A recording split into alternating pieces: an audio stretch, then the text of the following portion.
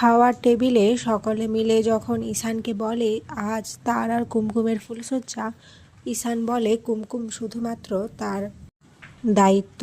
সে কুমকুমকে ভালোবাসে না, শুধুমাত্র কুমকুমের সম্মান রক্ষা করার জন্যই সে তাকে বিয়ে করেছে।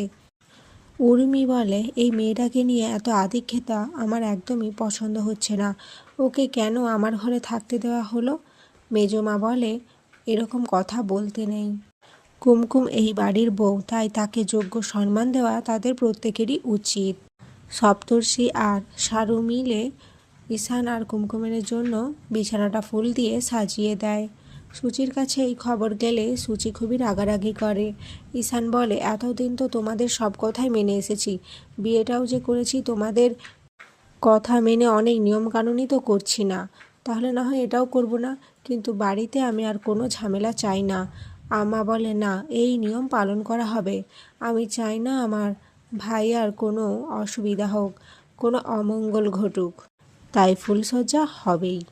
এদিকে কুমকুম ফুলশয্যার ঘরে এসে তার পুরনো স্মৃতিগুলো মনে করতে থাকে আর চিৎকার করে ওঠে, তারপর ওখান থেকে বেরিয়ে চলে যায়।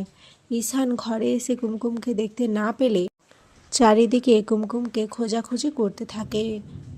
আর এখানেই আজকের পর্ব শেষ হয়ে যায়। তো বন্ধুরা, তোমাদের কি মনে হয় কুমকুম কি কখনো তার অতীত থেকে বর্তমানে এসে বাঁচতে পারবে?